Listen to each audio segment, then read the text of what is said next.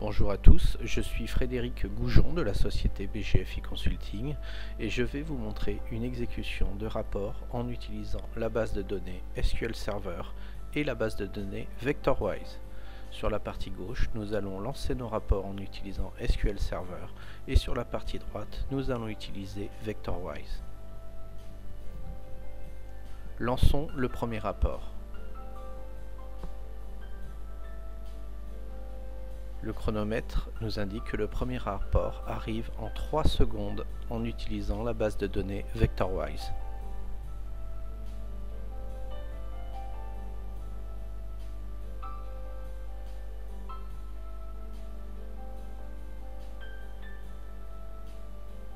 Le même rapport arrive en 24 secondes en utilisant la base de données SQL Server. Nous inscrivons les temps de réponse dans notre tableau. Nous allons maintenant rajouter une colonne à ce même rapport et mesurer à nouveau les temps d'exécution.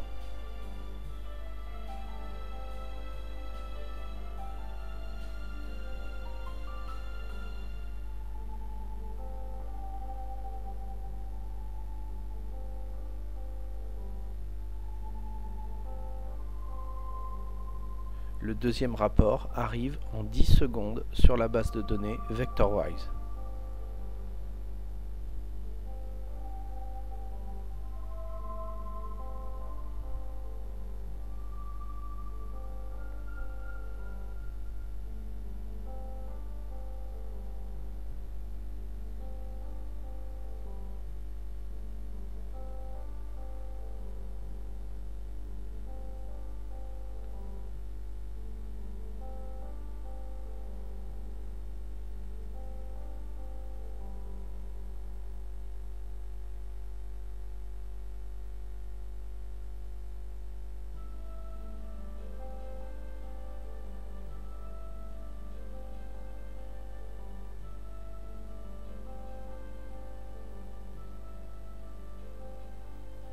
Ce deuxième rapport arrive au bout d'1 minute 10 secondes sur la base de données SQL Server.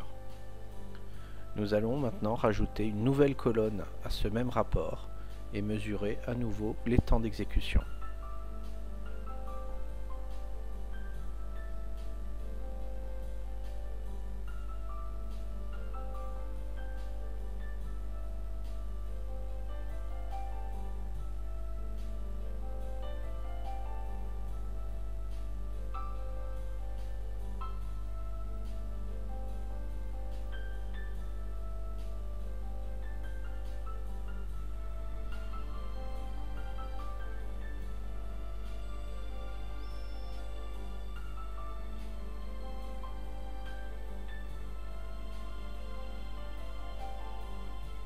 Le rapport a mis 28 secondes sur la base de données VectorWise. La base de données VectorWise stocke les données en colonnes, utilise pleinement le cache en mémoire et permet une optimisation de ces traitements en utilisant les algorithmes des processeurs et toutes les instructions présentes dans les processeurs actuels. Nous attendons donc maintenant ce rapport sur la base de données SQL Server.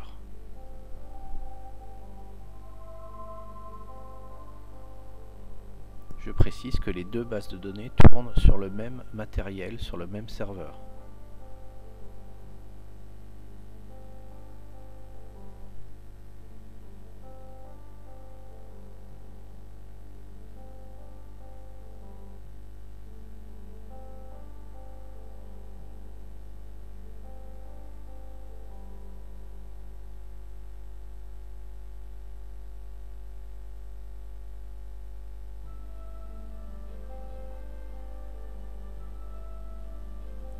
Ce dernier rapport a mis 1 minute 44 secondes sur la base de données SQL Server. Nous allons maintenant analyser ces temps de réponse et mesurer le gain apporté par la base de données VectorWise. Nous allons maintenant analyser les temps de réponse des trois rapports sur les bases SQL Server et VectorWise. Pour le premier rapport, nous avons 24 secondes en SQL Server, 3 secondes en VectorWise. Pour le deuxième rapport, 1 minute 10 en SQL Server, 10 secondes en VectorWise. Et pour le dernier rapport, 1 minute 44 en SQL Server, 28 secondes en VectorWise. Nous allons maintenant convertir ces temps de réponse en secondes.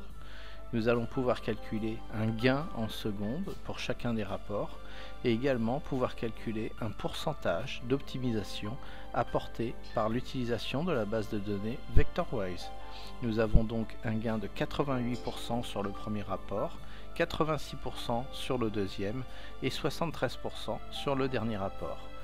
Nous pouvons également calculer un ratio de performance sur chacun des rapports pour mettre en évidence le gain en temps de réponse apporté par l'utilisation de la base de données VectorWise.